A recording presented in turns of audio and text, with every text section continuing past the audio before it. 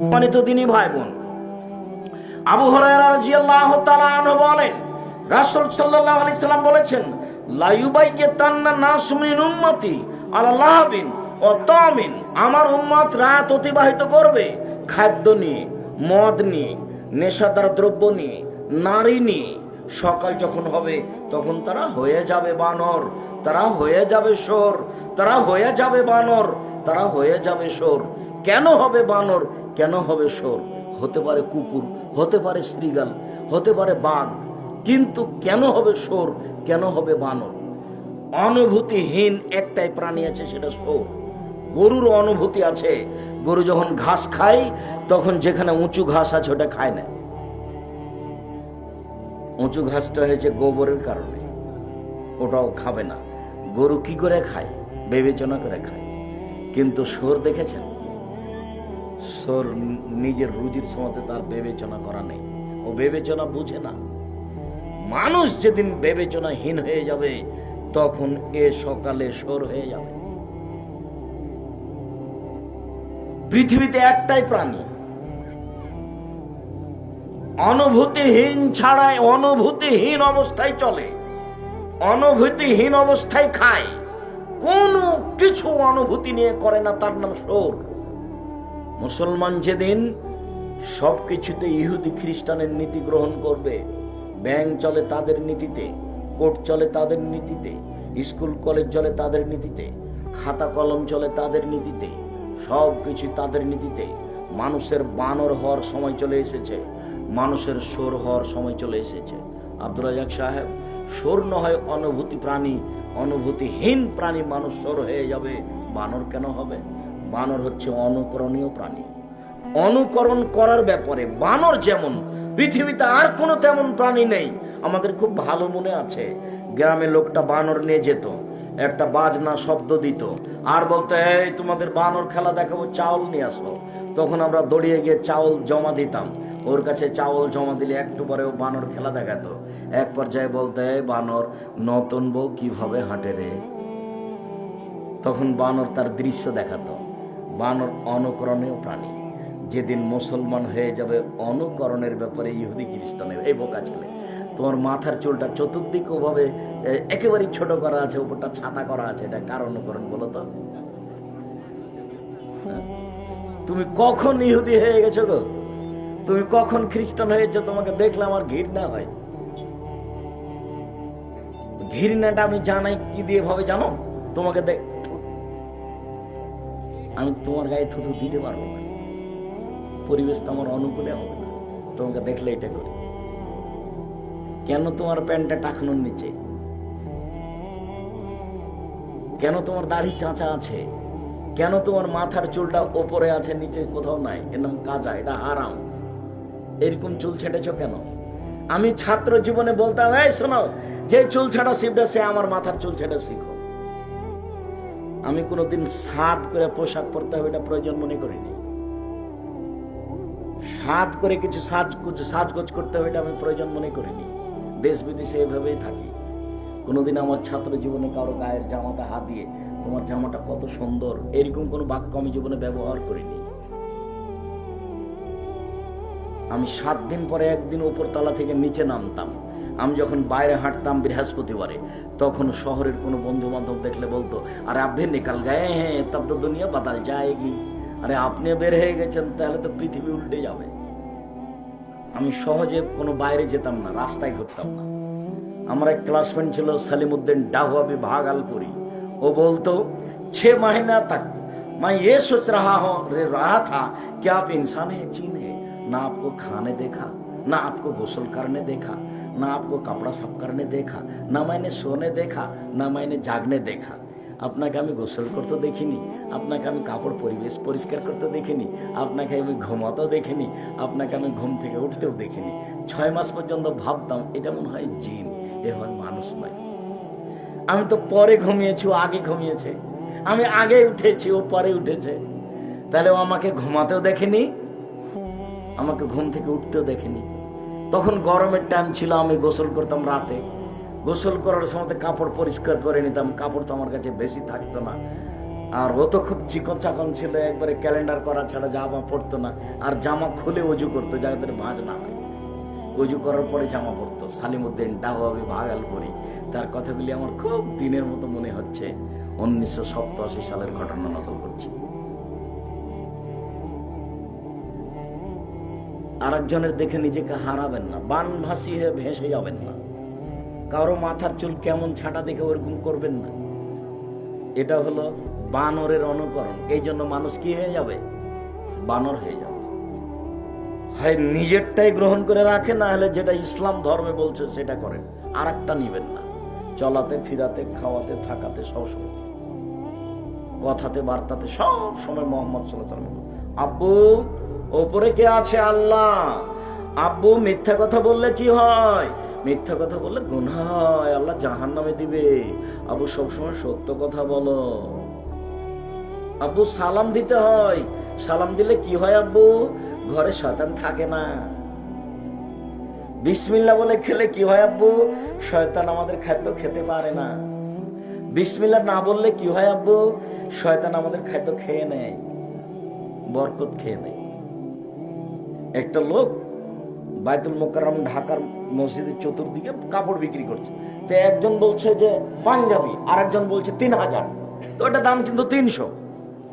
তো 15-20টা বিক্রি করেছে 3000 টাকায়, অনেক টাকা। তো দুজন মিলে খুব খুশিতে খাচ্ছে, বিড়ি তামাক আর যাচ্ছে আর গল্প করছে, অনেক টাকা। 3 দিন পরে লোকটাও নেই, দোকানও নেই। তার মানে বরকত নাই। মিথ্যে কথায় কোনো কাজ করতে যাবেন না।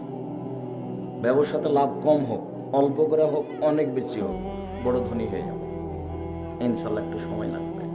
সম্মানিত দিনী ভাই বোন, রাসূল সাল্লাল্লাহু আলাইহি সাল্লাম বলেন, পৃথিবীর মানুষ মনে রেখো, ইন্না মিন আসরাতিস সাআ, পৃথিবী ধ্বংসের লক্ষণ।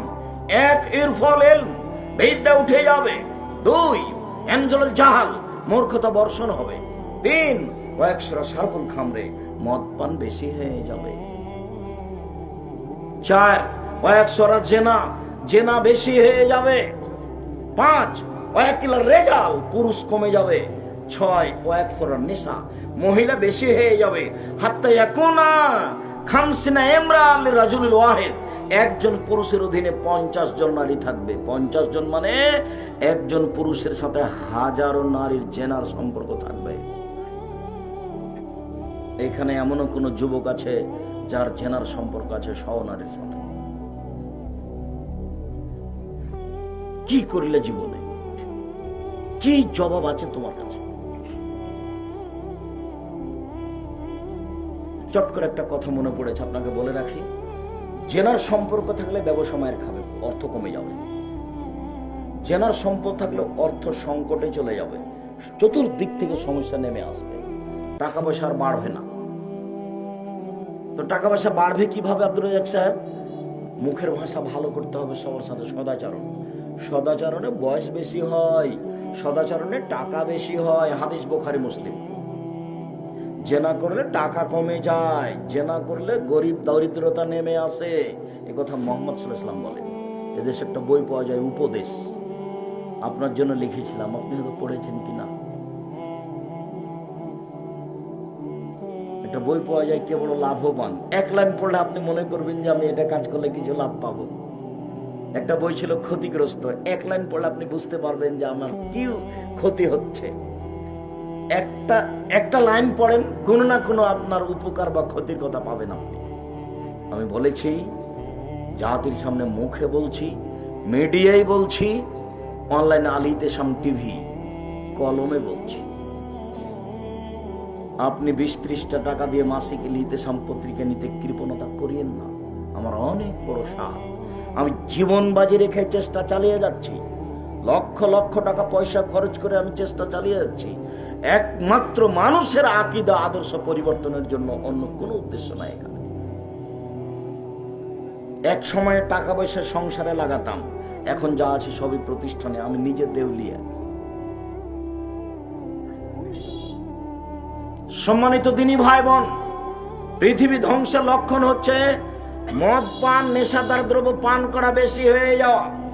রাসূল সাল্লাল্লাহু আলাইহি সাল্লাম বলেন, 3 শ্রেণীর মানুষ জাহান্নামে যাবে। 1 মুসাদ্দিকুন বিল কাদারে, ভাগ্যকে যে অস্বীকার করে সে জান্নাতে যাবে না। 2, বাপ মাকে মানে না যে। 3, নেশাদার দ্রব্য পান করে যে। 3 শ্রেণীর মানুষ জান্নাতে যাবে না। 1, মুসাদ্দিকুন বিসসিহরি, জাদুকে বিশ্বাস করে যে। ভেলকি, কখনো জাদুকে বিশ্বাস করবেন না, ওর পাশে দাঁড়াবেন না। আমার খুব মনে পড়ে, আমরা চাঁপাইনবাবগঞ্জের মানুষ, ট্রেনে রহনপুর নাচল থানায় যেতাম পড়তে। যখন ওই আমনোরা স্টেশনে নামতাম, তখন জাদুঘর এসে কি কি বলতো, হাত চালাতো। এক পর্যায়ে বলতো, এ বৎস কোথায় যাবি রে? আকাশে যাব। তারপর তাকে জালের মধ্যে ঘেরে রাখতে, একটু পরে দেখছি যে নাই, জাদু করে রেখেছে। সবাই যখন হাত মাটিতে রাখতে বলতো, আমিও রাখতাম। তখন আমি বলবো, আল্লাহ আমার হাতটা যেন না চলে, আমার হাতটা যেন না চলে। কোনোদিন ওরা আমার হাত চালাতে পারেনি, আমার হাত চলে না। আমি এই কথা বলতাম তখন, আল্লাহ যেন আমার হাতটা না চলে, দেখি ও কি করে। জাদু, রাসূল সাল্লাল্লাহু আলাইহি সাল্লাম বলেন 3 শ্রেণীর মানুষ জান্নাতে যাবে না। 1, মুসাদ্দিকুন বিসসিহরি, জাদুকে বিশ্বাস করে যে, জাদু করে যে, জাদু দেখে যে, সে হত্যার যোগ্য। জাদু মহাপাপ, জাদু ঘৃণিত পাপ। 2, বাপ মাকে মানে না যে, সববারই বাপ মায়ের কথাটা উঠে আসছে। 3, নেশাদার দ্রব্য পান করে যে। সব হাদিসের সাথে নেশাদার দ্রব্য কথাটা লেগে আছে। আবু মুসা আশআরী রাদিয়াল্লাহু তাআলা আনহু বলেন, রাসূল সাল্লাল্লাহু আলাইহি সাল্লাম বলেছেন, লা ইয়াশরাবানা নাসুম মিন উম্মতি ওয়া ইয়াশমুনা বিগাইরি ইসমিহা, আমার উম্মত নেশাদার দ্রব্য পান করবে, নাম দিবে অন্য। এই ছেলে, তুমি তো এই বক্তব্যটা খুব ভালো করে দেখেছো। আমি বলেছি ঠান্ডা, পেপসি, কোকাকোলা, আরসি এগুলো মদ, আর উনি বলেছেন এগুলো মদ নয়, যেটা তোমরা নেটে দেখছো। তা আল্লাহর নবী বলছেন যে মানুষ মদ খাবে, নাম দিবে অন্য। তো কেউ যদি বলে সেটা এবা, তো এবা এটা নয়, কেননা সবাই তো এবাকে মদই বলে। কেউ যদি বলে এটা গাঁজা, তাহলে এটা কথা ঠিক হবে না, কেননা সবাই তো বলে যে হিরোইন হলো, গাঁজা হলো মদ। তাহলে সেইটা কোনটা যেটা মানুষ খাচ্ছে অথচ নাম বলছে অন্য, কিন্তু সেটা মদ? আমি তো বলেছি সেটা পেপসি। তুমি কি এর ইতিহাস পড়ে দেখেছো? কোথায় হয়, কে করে? ঠান্ডা, আরসি, কোকাকোলা আমি তো কোনোদিন খাইনি, আমার তো চলছে, আমি তো বেঁচে আছি। তোমার চলে না কেন? তোমার মা বাজারে যায় কেন? আমরা তো যাই না, চলছে তো। তোমার বোন বাজারে যায় কেন? কেন যাবে? কেন যাবে? তোমার আব্বাকে আমি আজ 32 বছর থেকে বলছি, স্বামী হলে 5টা জিনিস লাগে। 1, যে মানের খাচ্ছে সে মানের খাওয়াবে। 2, যে মানের পড়ছে সে মানের পড়াবে। 3, কটু কথা বলতে পাবে না। 4, মুখের উপরে মারতে পাবে না। 5, নিজের বাড়ি ছাড়া কোথাও থাকতে দিবে না বউকে। খালার বাড়ি যেতে পাবে না তোমার মা, ফুফুর বাড়ি যেতে পাবে না, নানির বাড়ি যেতে পাবে না, মায়ের বাড়ি যেতে পাবে না। জরুরি প্রয়োজন ছাড়া বাড়ির বাইরে যেতে পাবে না। দুর্ঘটনা ভিন্ন কথা, নিরুপায় হয়ে যেতে পারে। হাট বাজারে তো কোনো প্রশ্নই আসে না, হাট বাজারে যাওয়ার তো কোনো প্রশ্নই আসে না। তোমার আব্বা যেটা কিনে নিয়ে এসেছে মোটা কাপড়, তোমার মা বলবে মোটা কাপড়ে আমি খুশি, লবণ ভাতে খুশি। আমি তোমার কিনে আনা জিনিস এইভাবে হাতে দেখতে রাজি নই। তুমি যেটা নিয়ে এসে তাতে আমি খুশি, সংসার সুখী হবে, উভয়ই শান্তি পাবে।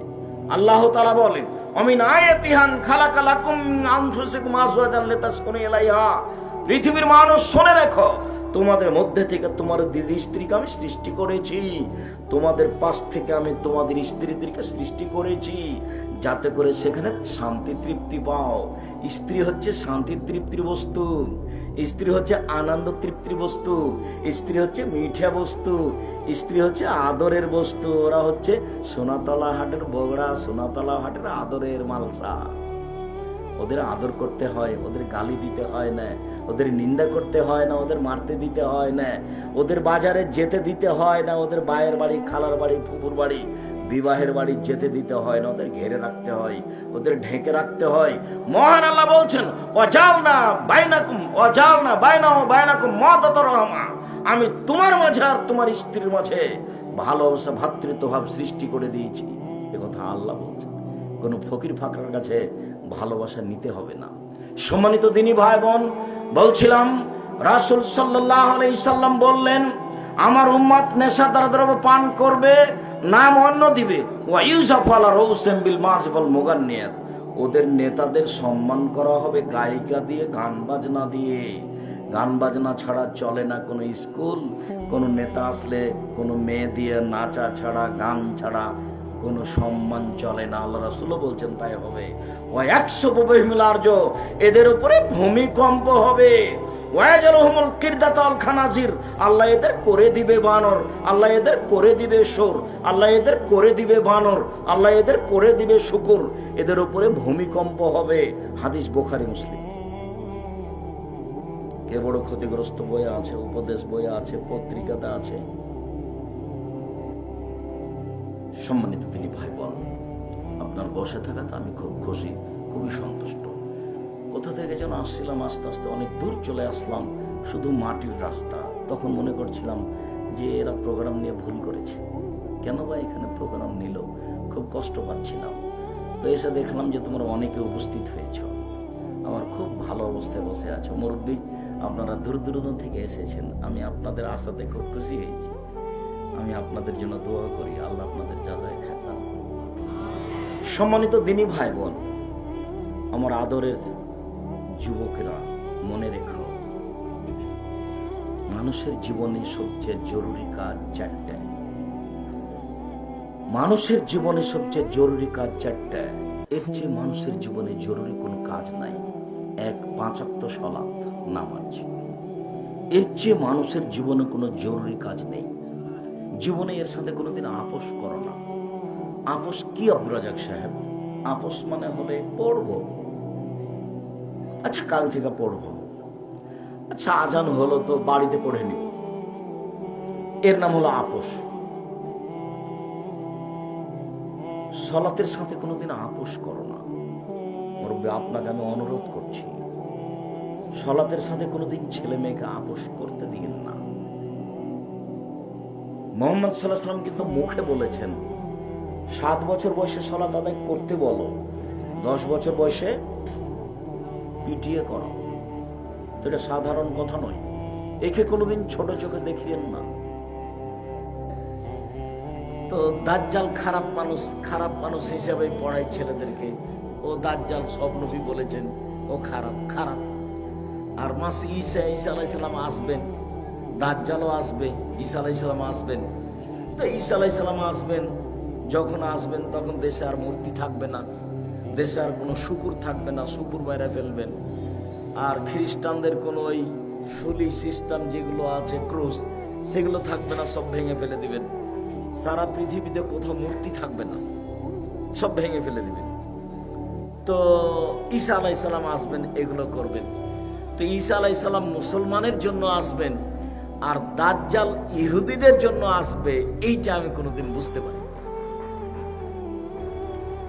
এক শ্রেণীর মানুষ ইহুদিকে মানবে, এইটা দেখেছি, হাদিসে আছে।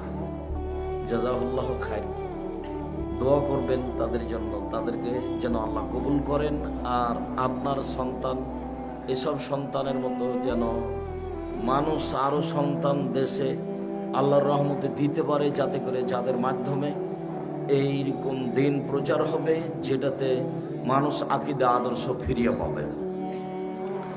আরেকটা জিনিস, দুরুদে ইব্রাহিম 2 অংশ আছে। তা আমরা একে জানি যে দুরুদে ইব্রাহিম। তা আমি বক্তব্যে তো যখন সালাতের অনুবাদ করেছি, তখন আমি বলেছি আল্লাহুম্মা সাল্লি আলা মুহাম্মাদিন ওয়া আলা আলি মুহাম্মাদ কামা সাল্লাইতা আলা ইব্রাহিম ওয়া আলা আলি ইব্রাহিম ইন্নাকা হামিদুম মাজিদ। আল্লাহ, তুমি মুহাম্মদ সাল্লাল্লাহু আলাইহি সাল্লামের বংশধর প্রতি, মুহাম্মদ সাল্লাল্লাহু আলাইহি সাল্লামের প্রতি এবং তার বংশধর প্রতি শান্তি অবতীর্ণ করো, যেমন ভাবে ইব্রাহিম আলাইহিস সালাম তার বংশধর প্রতি শান্তি অবতীর্ণ করেছে।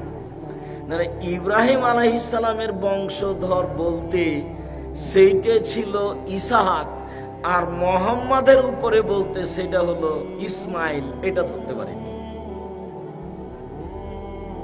ইব্রাহিম আলাইহিস সালামের 2টা সন্তান, একটা হলো ইসহাক আর একটা হলো ইসমাইল। তো ইসহাকের পক্ষ থেকে সব বানি ইসরায়েলেরা, সব নবী, ইয়াকুব নবী, ইউসুফ নবী, সুলাইমান নবী, দাউদ নবী, সব নবী কার পক্ষ থেকে? ইসহাকের পক্ষ থেকে। অনেক দিন পরে এসে ওরা অপেক্ষাই ছিল যে মুহাম্মদও আমাদের বংশ থেকেই হবে।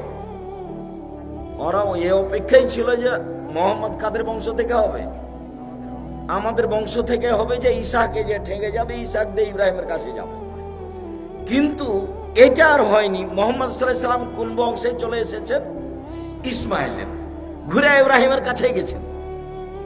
কিন্তু দুরুদটা যে ইব্রাহিমের দুই ছেলে নিয়ে হলো, এইটা ধরতে পারি।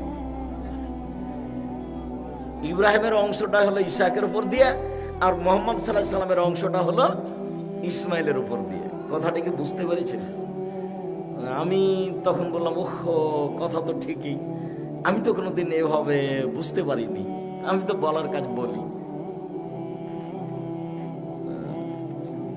মিডিয়ার লোককে আমরা বলি যে এই প্রোগ্রামগুলো তোমরা, এই বক্তব্যগুলো তোমরা জাতির কাছে খুব সুন্দর করে ভালো করে পেশ করার চেষ্টা করো, সারা পৃথিবীর বাঙালি যেন বুঝতে পারে নিজের ইতিহাস, এবং কি করলে সারা পৃথিবীর মুসলিম আবার তাদের ইবাদতের জায়গা, তাদের মান সম্মান ফিরিয়ে পাবে। ওইরকম মহিলা জন্ম নিবে, ওইরকম মা পরহেজগারিতার মাধ্যমে সন্তান জন্ম দিবে, যাদের মাধ্যমে আবার হারিয়ে যাওয়া জিনিস ফেরত পাওয়া যাবে ইনশাআল্লাহ। আমার আপনার চেষ্টায় যেন ঘাটতি না থাকে।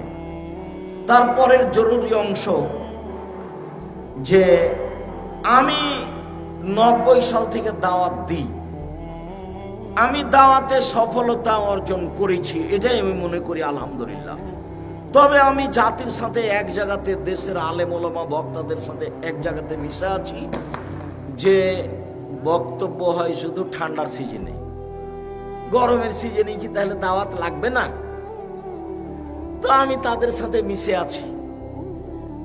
আবার বক্তারা সবাই টাকা নেয়, আমিও নিই। আমি না হয় কোনোদিন মানুষকে টাকার কথা বলিনি, পথ খরচ পাথেও চাইনি। তো যখন দিয়েছে তখন তো ঠিকই নিয়েছি, বা নিতেও চাই, যে দিলে নিব। তো চাইনি কোনোদিন, চাওয়া লাগেও নি, লাগবেও না ইনশাআল্লাহ। আর তারপরেও আমি যে পরিস্থিতির সাথে মিশে আছি, এইটা আমাকে ভালো লাগতো না। তো আব্দুল্লাহর যখন এই মসজিদ ভিত্তিক দাওয়াত প্রজেক্ট দেখলাম, তখন আমি বললাম, আব্বু, এটা সবচেয়ে ভালো কাজ, এই পথেই নামতে হবে। ঠিকই আছে, আমি তোমার সাথে আছি, আল্লাহ ভরসা ইনশাআল্লাহ। এগুলো কিন্তু আব্দুল্লাহর পরিকল্পনা। সারা দেশ জুড়ে মক্তব চালু করতে হবে, যেখানে এমন কারিকুলাম, এমন কৌশল, এমন সিলেবাস থাকবে, যে বাচ্চারা স্কুলে পড়লেও যেন নিজের পরিচয় জানতে পারে। ওইভাবে বই বের করা হচ্ছে। মক্তবে বাচ্চারা কি পড়বে? বাংলা অক্ষর, ইংরেজি অক্ষর, আরবি অক্ষর শিখবে, তো আর কি শিখবে? আকীদা আদর্শ তারা শিখবে, নিজের পরিচয় তারা পাবে। এভাবে বই পুস্তকগুলি বের করা হচ্ছে। অনেক বড় পরিকল্পনা। জামিয়া সালাফের অধীনে আদ-দাওয়া ইলাল্লাহর মক্তব ভিত্তিক দাওয়াতি কার্যক্রম, শিক্ষা কার্যক্রম, এটা একটা বিশাল পরিকল্পনা। মানুষ আমাদের মধ্যেই এই পরিকল্পনার বিরোধিতা করবে, তারই নাম হিংসা, তারই নাম হিংসা। তো যখন আজ করতে পারবেন যে এইটা হিংসামূলক কথা, তখন সেটা আল্লাহর কাছে সমর্পণ করে বলবেন, আল্লাহ, মানুষকে তুমি হিংসার কবলে ফেলিও না, মানুষকে হিংসা করা থেকে বাঁচাও, আর এই কার্যক্রমটা তুমি কবুল করো, যেটা একটা লক্ষ্য উদ্দেশ্যে পৌঁছতে পারে। কোনোদিন হিংসার কথায় হিংসা দিয়ে উত্তর দিবেন না। 33 বছর আমি কোনোদিন কারো হিংসার উত্তর দিইনি, এরকম কোনোদিন আমার প্রয়োজন হয়নি। কত শক্ত কথা আমার বিরুদ্ধে বলছে, তারপরে আমি সেটাকে কোনোদিন মাথায় নিয়ে আসি। কাজেই এই আদ-দাওয়া ইলাল্লাহ একটা বড় প্রজেক্ট, মসজিদ ভিত্তিক দ্বীন শিক্ষা, আকীদা আদর্শ শিক্ষা এবং দাওয়াতি কার্যক্রম। এই কার্যক্রমে আপনাকে দিন রাত থাকতে হবে। প্রথমত থাকবেন, আল্লাহ তুমি কবুল করো। দ্বিতীয়ত থাকবেন, যেহেতু জনগণের পয়সা দিয়ে এটা চলবে,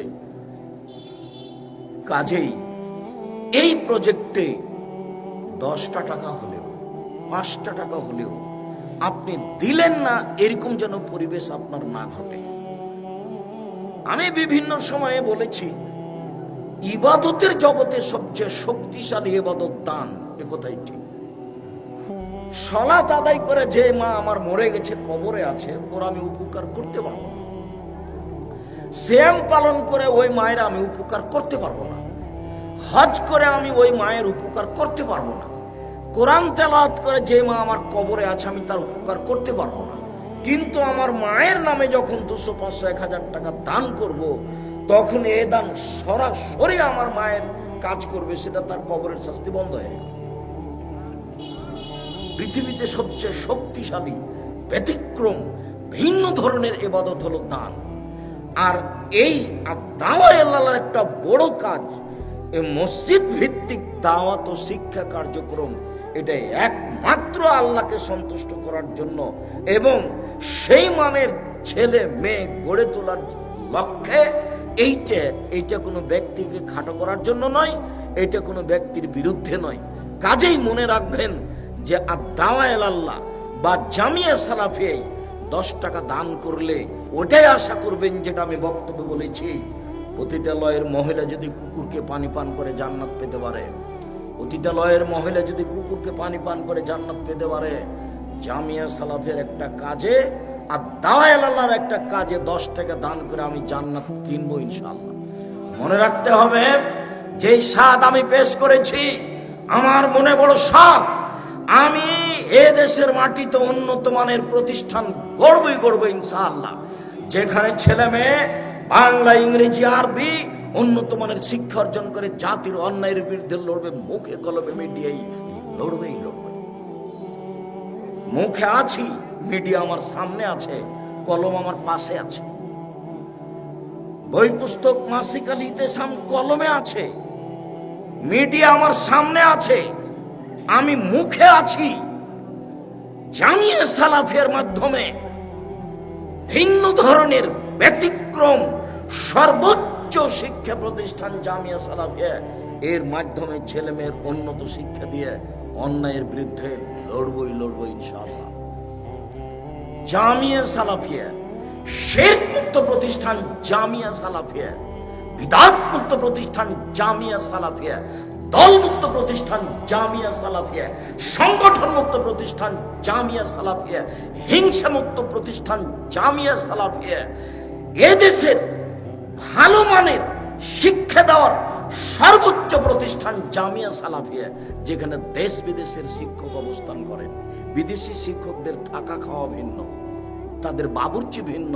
সামনে জানুয়ারি থেকে সরাসরি মদিনা বিশ্ববিদ্যালয়ের 2জন শিক্ষক জামিয়া সালাফিয়া পাঠদান করবে ইনশাআল্লাহ। এখন বিদেশি আছে, তার নাম জামিয়া সালাফিয়া। ভারত বাংলাদেশের যারা বড় বড় বিদ্বান, তারা জামিয়া সালাফে অবস্থান করেন। সম্মানিত দিনী ভাই বোন, বর্তমানে জামিয়া সালাফে প্রায় 5000 ছেলে মেয়ে পড়াশোনা করে। প্রায় 300 জন শিক্ষক শিক্ষিকা কর্মচারী আছেন, যাদের বেতন লাগে প্রতি মাসে 32 লক্ষ। রামাজান মাসে লাগে 48 লক্ষ, কুরবানির মাসে লাগে 48 লক্ষ। আপনার বাড়ির পাশে সেটাই চলছে, সেটাই জামিয়া সালাফ।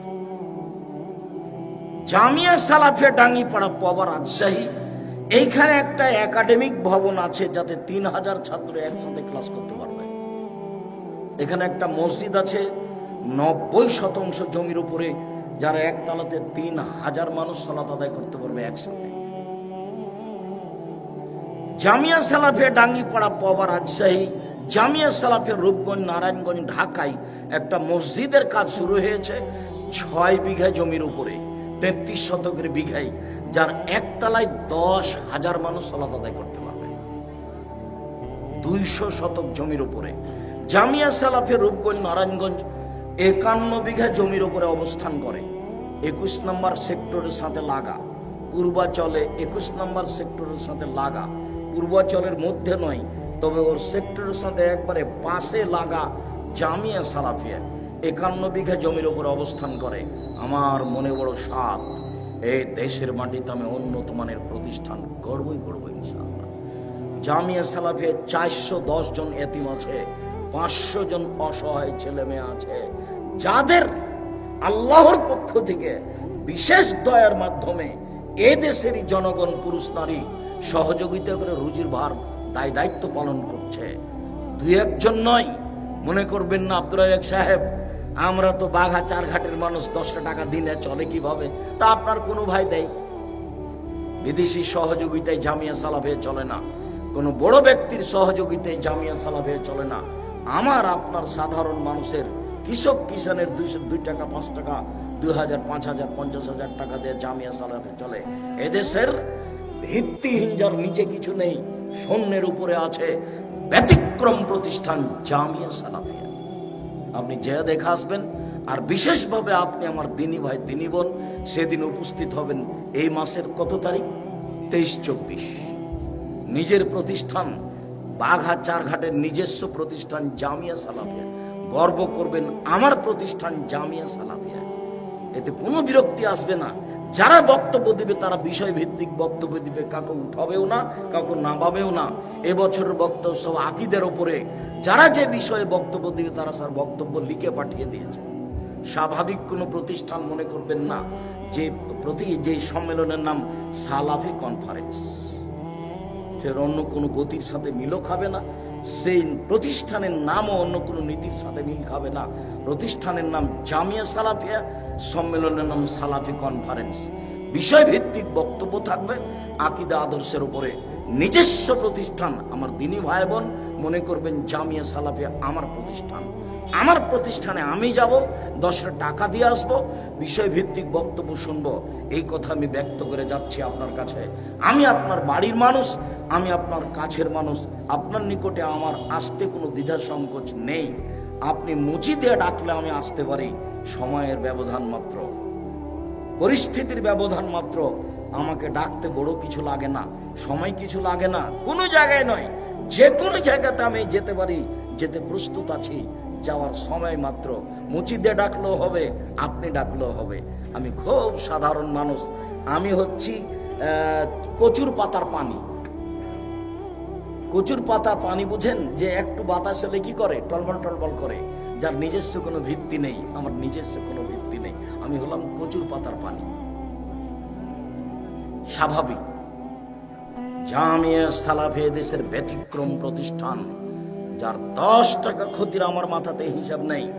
এই প্রতিষ্ঠান কবুলের জন্য আল্লাহকে বলছি, পৃথিবীর কোন শক্তি এই প্রতিষ্ঠানের ক্ষতি করতে পারবে না, ইনশাআল্লাহ আপনাকে আমি বলে রাখলাম। এরকম কোন ক্ষমতা মানুষের হাতে আসবে না। সাময়িক ক্ষতি করতে পারে, সাময়িক বদনাম করতে পারে, সাময়িক ক্ষতির চেষ্টা করতে পারে, সাময়িক বদনামের চেষ্টা করতে পারে। এমনও কতগুলো লোকের দাবি আছে যে জামিয়া সালাফিয়া রূপগঞ্জ নারায়ণগঞ্জে যেন মসজিদের জমি কিনতে না পারে, কত টাকা লাগবে ঠেকানোর জন্য সেটা ব্যবস্থা করবে। সেটাও চেষ্টা চলছে। তারপরে স্বাভাবিক গতিতে, ধীর গতিতে তার কাজ চলতে আছে। যার জন্য আপনাকে আমি বলি, আপনার যেটা বড় দেওয়া, আমার যেটা বড় পাওয়া, সেটা হলো একটু মুখে বলতে হবে, আল্লাহ তুমি জামিয়া সালাফিয়া কবুল করো। তার বড় প্রজেক্ট এই আপনার মসজিদ ভিত্তিক দাওয়াত। আল্লাহ তুমি এটাকে কবুল করো। তুমি কবুল করলে কাজ সহজ, তুমি কবুল না করলে কাজ ভারী। আর বলছি, আমাদের ভুল ত্রুটির কারণে যেন এই প্রতিষ্ঠানের ক্ষতি না হয়, এরকম ভুল ত্রুটি করতে রাজি নই। আমাদের ভুল ত্রুটির কারণে যেন এই প্রতিষ্ঠানের ক্ষতি না হয়, এরকম ভুল ত্রুটি করতে রাজি নই। যদি মানুষ মাত্র হয়ে যায় তাহলে মাফ করে দাও, আর যেন না হয় এই ব্যাপারে তুমি তৌফিক দাও। এটা আল্লাহর কাছে জোরালো দাবি। আমার দাবি, জাতির দাবি, আপনার নিজস্ব দাবি। প্রথম কথা, আল্লাহ তুমি জামিয়া সালাফিয়া কবুল করো। দ্বিতীয় কথা থাকবে, জামিয়া সালাফিয়ার সার্বিক কাজে 10 টাকা দিব, 10,000 দিব, 50,000 দিব, কিন্তু আমি শরীক থাকবো, অবশ্যই থাকবো। এটা আমার দাবি থাকছে। আল্লাহ আমাদের কবুল করুক, আপনাকে কবুল করুক, আল্লাহুম্মা আমিন। সম্মানিত দিনী ভাই বোন, আমি যে লম্বা বক্তব্য দিব তা নয়, কিন্তু মধ্যে কোনো সময় কেউ উঠে পরিবেশ নষ্ট করবেন না, যেটা আমি খুব অপছন্দ করি। পরিবেশ নষ্ট হবে এমন কোনো কাজ করবেন না। আমরা তো আর আব্দুল্লাহ বিন ফজল নই যে ঘন্টার ঘন্টা বক্তব্য দিব। কিছুক্ষণ পরে দেখবেন যে বক্তব্য শেষ হয়ে যাচ্ছে। আর যেসব দিনী বোন আসলেন, ঢং ঢং করে আসলেন, ঢং ঢং করে চলে গেছে। কি বুঝলো ও যে আসলো, এখানে চলে গেল, তো কি বুঝলো? ও কি আব্দুল্লাহর বক্তব্য বুঝলো? আমি যে দুটা কথা বলবো সেটা কি শুনলো? কেনই বা আসলো, কেনই বা গেল? আসলো গেল কেন? আপনি কাপুরুষ সেই জন্য। আপনি জানেন না যে আব্দুর রাজ্জাক বিন ইউসুফ আসবেন?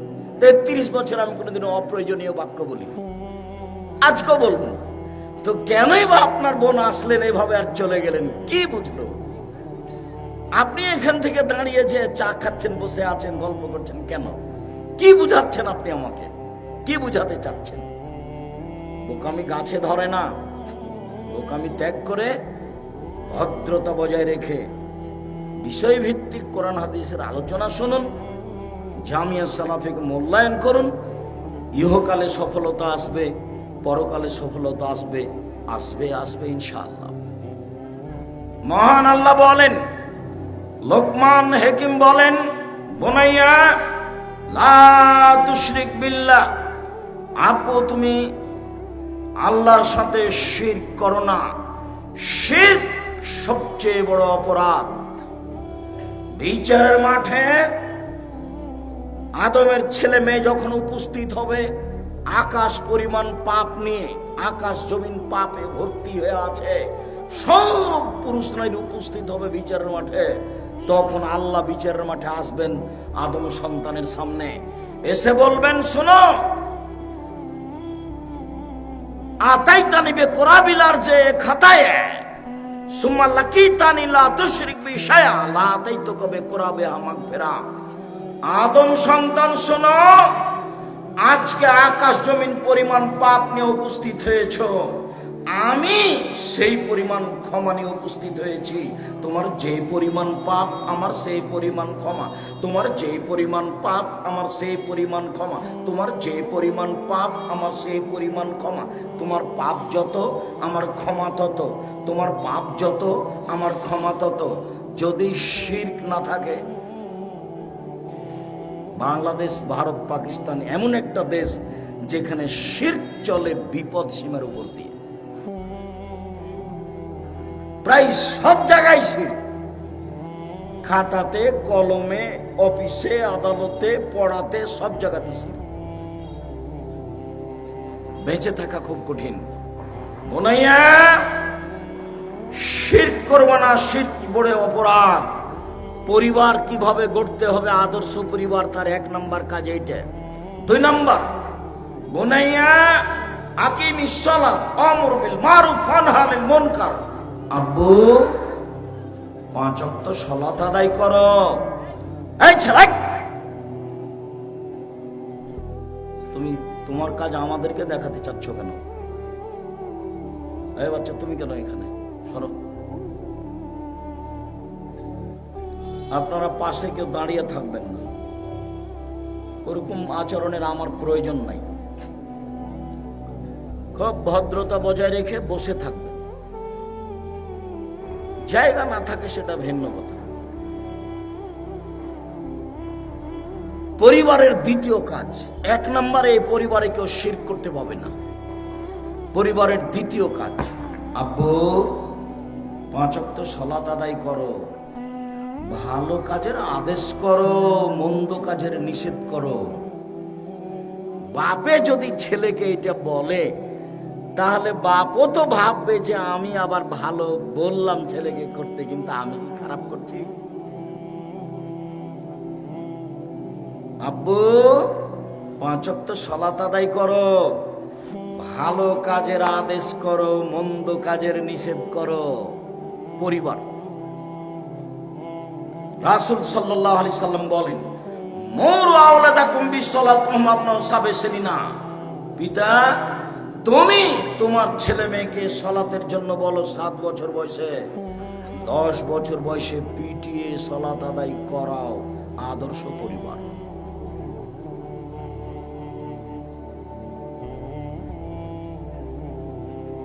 আব্বু ওয়ালা তুসাইর খাদ্দাকা লিন্নাস ওয়ালা তামশি ফিল আরজি মারাহা। মানুষকে এড়িয়ে চলো না, সমাজে চলাকালীন মানুষ যেন তোমার চলাতে আর কথাতে বুঝতে না পারে যে তুমি অহংকারী। আব্বু, সমাজে তুমি এড়িয়ে চলো না, ওলা তামসি ফিলার যে মারাহা। আর গাড়িতে হোক, পায়ে হোক, সাইকেলে হোক, যখন চলবা তখন তোমার বাহ্যিকভাবে অহংকার প্রকাশ পাচ্ছে, এটা যেন না হয়। আপনাদের এলাকাতে যখন খুব দামি মানুষ আসে দামি গাড়ি নিয়ে, যখন গাড়ি থেকে নামে তখন অবস্থা দেখিয়েন। আর কোন ছেলে শ্বশুরের মোটর সাইকেল দিয়েছে, সাইকেল চালাচ্ছে, এটা কেমন করে দেখিও, বুদ্ধি নাই। আব্দুল্লাহর এইসব বক্তব্য শুনলে আমি মনে করার চেষ্টা করি, কিন্তু এত কঠিন বক্তব্য ধরে রাখতে পারি না। যে তার মানে আমরা সবাই আগাছা, আমাদের ছেলে মেয়ে সব কি আগাছা, ঘাস, গরুতে খেয়ে নেবে।